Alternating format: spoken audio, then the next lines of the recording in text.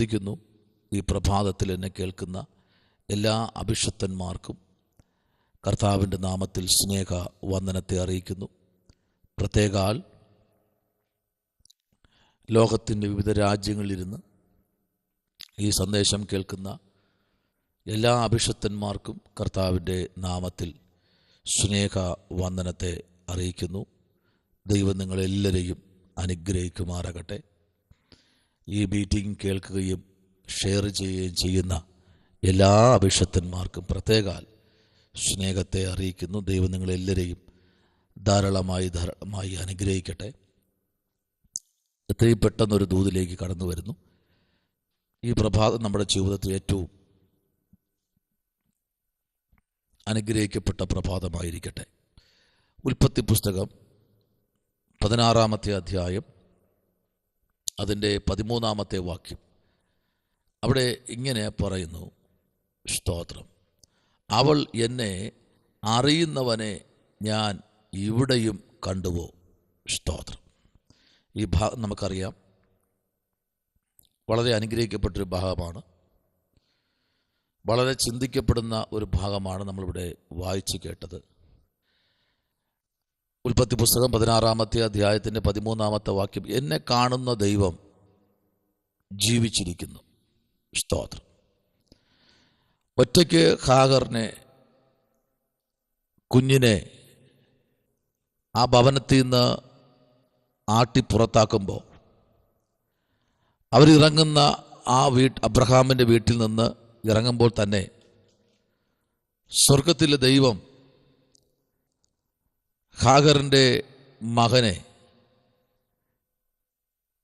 ഇസ്മായേൽ എന്നുള്ള ആ കുട്ടിയെ സ്വർഗത്തിലെ ദൈവം കണ്ടു.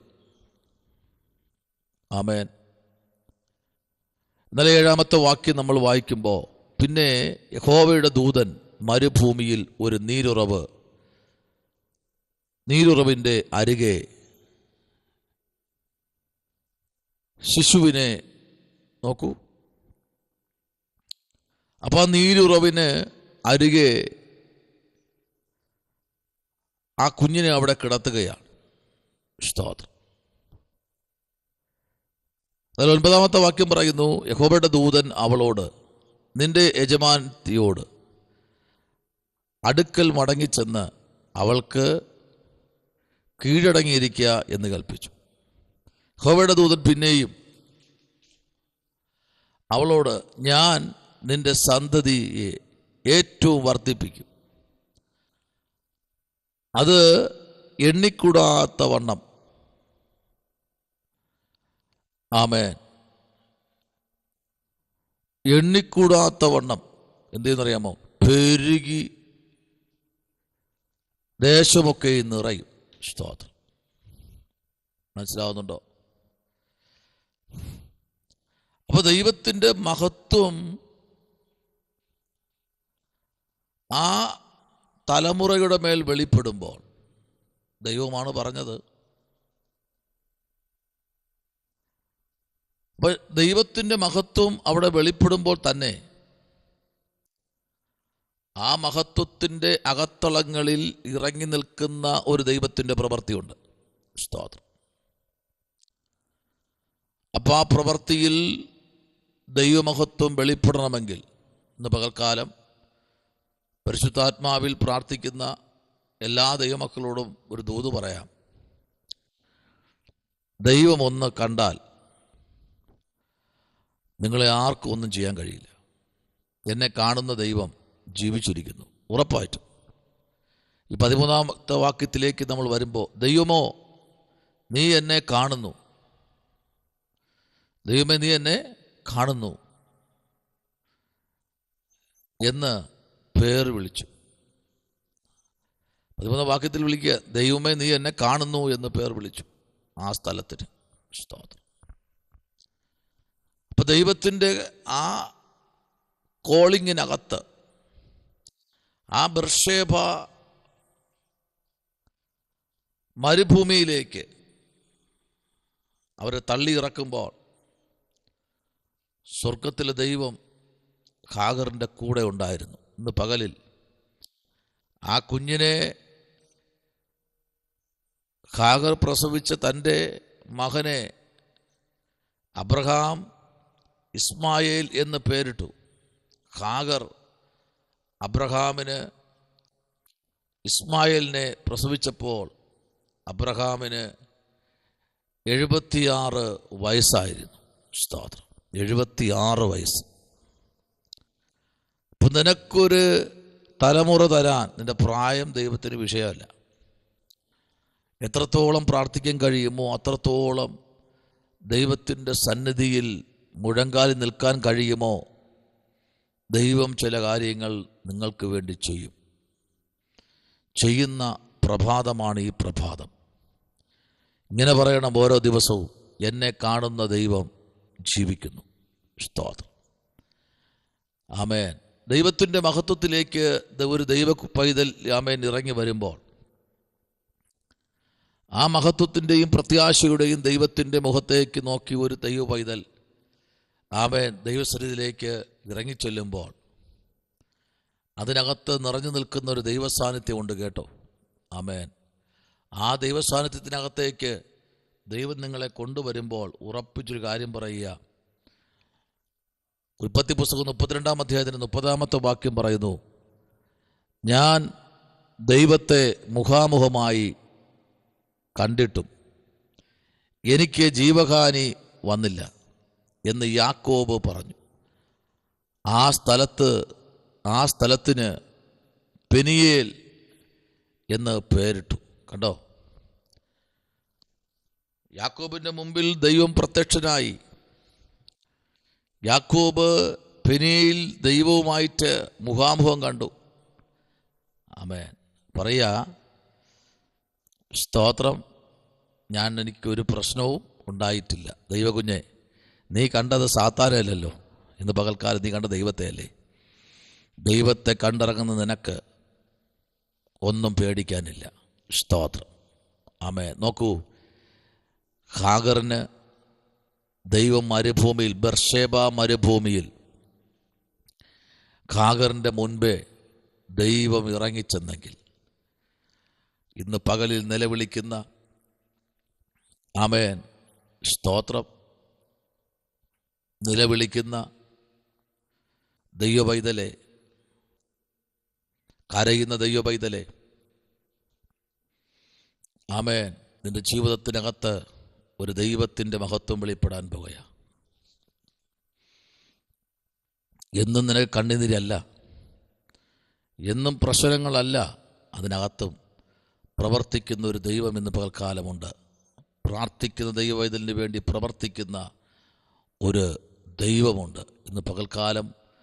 പുറപ്പാട് പുസ്തകത്തിലേക്ക് വരുമ്പോൾ 19-ാമത്തെ അധ്യായം 21-ാമത്തെ വാക്യം പറയുന്നു, യഹോവ മോശയോട് കൽപ്പിച്ചതെന്തെന്നാൽ ജനം നോക്കേണ്ടതിന് യഹോവയുടെ അടുക്കൽ കടന്നു വന്നിട്ട് അവരിൽ നശിപ്പാൻ നീ ഇറങ്ങിച്ചെന്ന് അവരോട്, ആമേൻ, സ്തോത്രം, നീ എന്ത് ചെയ്യണം? നീ ഇറങ്ങിച്ചെല്ലണം, ഇല്ലെങ്കിൽ അവരെന്ത് ചെയ്യും? നശിച്ചു പോകും. അപ്പം മോശയോട് ദൈവം പറഞ്ഞ, മോശയ്ക്ക് ദൈവം കൊടുത്ത അരുളപ്പാടുകൾ ഈ പ്രഭാതത്തിൽ എന്നെ കേൾക്കുന്ന ദൈവ പൈതലേ, നിനക്കൊരു അരുളപ്പാട് ദൈവം തന്നിട്ടുണ്ടെങ്കിൽ നീ അടങ്ങിയിരിക്കേണ്ടവനല്ല, നീ ഇറങ്ങി പുറപ്പെടേണ്ടവനാ. സ്തോത്രം, നീ അടങ്ങിയിരിക്കേണ്ടവളല്ല, ദൈവത്തിൻ്റെ വേലയ്ക്കായി ഇറങ്ങി പുറപ്പെടേണ്ടതാ. സ്തോത്രം. എന്നാൽ നോക്കൂ, 33-ാമത്തെ അധ്യായം പുറപ്പാട് അതിൻ്റെ 20-ാമത്തെ വാക്യം പറയുന്നു, നിനക്ക് എൻ്റെ മുഖം കാണാൻ കഴിയുകയില്ല, ഒരു മനുഷ്യനും എന്നെ കണ്ട് ജീവനോടെ ഇരിക്കുകയില്ല എന്ന് അവൻ കൽപ്പിച്ചു. യഹോവ പറയുക, ഒരു കാര്യം ചെയ്തോ, ആമേൻ, എൻ്റെ തേജസ് കണ്ട് ഒരു മനുഷ്യൻ പോലും എന്ത് ചെയ്തിട്ടില്ല? ജീവനോടെ ഇരുന്നിട്ടില്ല. സ്തോത്രം. ആരോടാ പറയുന്നതെന്ന് അറിയാമോ? മോശയോടാ പറയുന്നത്. Praise the lord. മോശ ദൈവത്തിൻ്റെ പ്രതിപുരുഷനാ. ആമേൻ, നീ എന്നെ കണ്ട് ജീവനോടെ ഇരിക്കില്ല. Praise the lord. അപ്പോൾ നീ എന്ത് ചെയ്യണം? എൻ്റെ പുറകുവശം നീ എന്ത് ചെയ്യണം? കാണണം. ഇതാ എൻ്റെ അടുക്കൽ ഒരു സ്ഥലമുണ്ട്. അവിടെ ആ പാറമേൽ നീ നിൽക്കണം. സ്തോത്രം. എൻ്റെ തേജസ് കടന്നു പോകുമ്പോൾ ഞാൻ നിന്നെ, ആമേൻ സ്തോത്രം, പുറകിലൂടെ, ആമേൻ, ഞാൻ നിന്നെ പാറയുടെ ഒരു പിളർപ്പിൽ ആക്കി ഞാൻ കടന്നു പോകുവോളം എൻ്റെ, ആമേൻ, കൈ കൊണ്ട് നിന്നെ മറയ്ക്കും. കണ്ടോ? ഒരു പാറയുടെ പിളർപ്പിലേക്ക് അവനെ മാറ്റി നിർത്തി. സ്തോത്രം. Price the Lord. ഹല്ലേലൂയ. പിന്നെ എൻ്റെ കൈ നിനക്കും, നീ എൻ്റെ പിൻഭാഗം കാണും, എൻ്റെ മുഖമോ ആമേ കാണാനാവില്ല എന്നും യഹോവ അരുളി ചെയ്തു. കണ്ടോ? ദൈവത്തിൻ്റെ മുഖം മോശയെ കാണാൻ പറ്റിയില്ല. പക്ഷേ മോശ ആമേൻ കാണാൻ ശ്രമിച്ചു. ദൈവപൈതലേ, ഇന്ന് പകൽക്കാലം ഈ പ്രഭാതത്തിൽ ഞാനും നിങ്ങളുമായിരിക്കുന്നത് ദൈവത്തിൻ്റെ ദയയാണ്.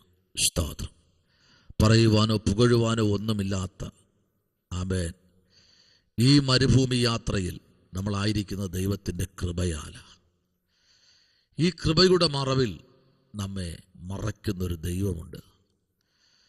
ഈ കർത്താവിൻ്റെ മുമ്പിൽ നമ്മെ കർത്താവ് പിന്നെയും ചേർത്ത് പിടിക്കും. ദൈവപൈതലേ, ആരൊക്കെ നമ്മളെ തള്ളിയാലും, ആരൊക്കെ നമ്മളെ കുറ്റപ്പെടുത്തിയാലും, അപവാദങ്ങൾ പറഞ്ഞാലും, അവിശ്വസ്തൻ എന്ന് പറഞ്ഞാലും, നിന്റെ ഉള്ളതുപോലെ അറിയുന്നൊരു ദൈവമുണ്ട്. നിന്റെ എല്ലാ വശങ്ങളെയും നിന്നെ കാണിച്ചു തരുന്നൊരു ദൈവമുണ്ട്. ആ കർത്താവിൻ്റെ ആ അടിപ്പിണരാൽ നീ ഒന്ന് അമർന്നിരിക്ക്. തക്ക സമയത്ത് ദൈവം നിന്നെ ഉയർത്തും. ആമേൻ. എന്നെ കേൾക്കുന്ന, പ്രാർത്ഥിക്കുന്ന ആമേ തലമുറകളോട് ദൈവാത്മാവിന്ന് പകൽക്കാലം പറയുന്നു, നിന്നെ മാനിക്കുന്ന ഏത് മരുഭൂമിയിലും, ഏത് ബർശേബ മരുഭൂമിയിലും നിന്നെ ഉയർത്തുന്ന ഒരു ദൈവമുണ്ട്. ആ ദൈവത്തിൻ്റെ മഹാദയയുടെ നടുവിൽ കർത്താവ് നിന്നെ മറയ്ക്കും. നീ വെയിറ്റ് ചെയ്യും. കർത്താവിന് മുമ്പിൽ അല്പം ഒന്ന് വെയിറ്റ് ചെയ്താൽ വലിയ നന്മകൾ നിനക്ക് പ്രാപിക്കാൻ കഴിയും. സ്വർഗത്തിലേക്ക് നമുക്ക് ഏൽപ്പിക്കാം. ആമേൻ. അമ്മേ, കർത്താവിലേക്ക് നമുക്ക് ഏൽപ്പിക്കാം, പ്രാർത്ഥിക്കാം. ഇവിടെ നമ്മൾ വായിച്ചത്, ആമേൻ സ്തോത്രം, ഹല്ലേലൂയ, ആ ദൈവത്തിൻ്റെ മഹത്വമേറിയ പ്രവൃത്തി. ഉൽപ്പത്തി പുസ്തകം 16:13 പറയുന്നു, എന്നെ കാണുന്ന ദൈവം ജീവിക്കുന്നു. ആമേൻ. അവൻ എന്നോട് കൂടെ ഈ മരുഭൂമിയിൽ ഇറങ്ങി വന്നുവോ. സ്തോത്രം. ഹല്ലേലൂയ. എന്നാറേ അവൾ എന്നെ കാണുന്നവനെ ഞാൻ ഇവിടെയും കണ്ടുവോ എന്ന് പറഞ്ഞു. തന്നോട് അരുളി ചെയ്ത യഹോവയ്ക്ക്, ആമേൻ, യഹോവയ്ക്ക്, ദൈവമേ നീ എന്നെ കാണുന്നു എന്ന് പേർ വിളിച്ചു. സ്തോത്രം. എന്നെ കാണുന്നു. ഇന്ന് നിന്നെ കാണുന്ന ദൈവമുണ്ട്. ആരും നിന്നെ കണ്ടില്ലെങ്കിലും, ആരും നിന്നെ ബഹുമാനിച്ചില്ലെങ്കിലും, ആരും നിന്നെ വിശ്വസ്തനെന്ന് പറഞ്ഞില്ലെങ്കിലും ചേർത്ത് പിടിക്കുന്ന, നിന്റെ കണ്ണീർ തുടയ്ക്കുന്ന, നിന്നെ മാനിക്കുന്ന ഒരു ദൈവമുണ്ട് എന്ന് ഇന്ന് പകൽക്കാലം മനസ്സിലാക്കൂ. കർത്താവിലേക്ക് ഏൽപ്പിക്കാം, പ്രാർത്ഥിക്കാം. പരിശുദ്ധനായ ദൈവമേ, സ്വർഗ്ഗീയ നല്ല പിതാവേ, അനുഗ്രഹിക്കപ്പെടുന്ന നല്ല പ്രഭാതവേളയ്ക്കായി സ്തോത്രം. ഞങ്ങളെ ഒരുമിച്ച് അനുഗ്രഹിക്കണമേ. അപ്പൻ്റെ പൊന്നുകാരൻ ഞങ്ങളുടെ മധ്യേ കർത്താവ് ചലിപ്പിക്കണം. ആ കർത്താവിന് ദയയാൽ ഞങ്ങളെ പൊതിയണം. അങ്ങയുടെ കൃപയുടെ മറവിൽ ഞങ്ങളെ മറയ്ക്കണം. അത്ഭുതം ചെയ്യണമേ കർത്താവേ. അങ്ങയുടെ കൃപയോട് ഞങ്ങൾ മറയ്ക്കണമേ കർത്താവേ. അന്ന് ഞങ്ങൾക്ക് തന്ന് ഞങ്ങളെ മാനിക്കണമേ. ആമേ കർത്താവേ, ഞങ്ങൾക്ക് നേരെ ദോഷം നിരൂപിക്കുന്നവരോട് ദൈവം സംസാരിക്കണമേ. പരിശുദ്ധാത്മാവ് ദയ കൊണ്ട് ഞങ്ങളെ പൊതിയണം. പ്രാർത്ഥന കേട്ടിരിക്കാൻ നന്ദി. യേശുവിൻ അൻപുള്ള നാമത്തിൽ തന്നെ ആമേൻ. God bless you. ഈ വചനങ്ങളാൽ ദൈവം നിങ്ങളെല്ലാവരെയും അനുഗ്രഹിക്കട്ടെ.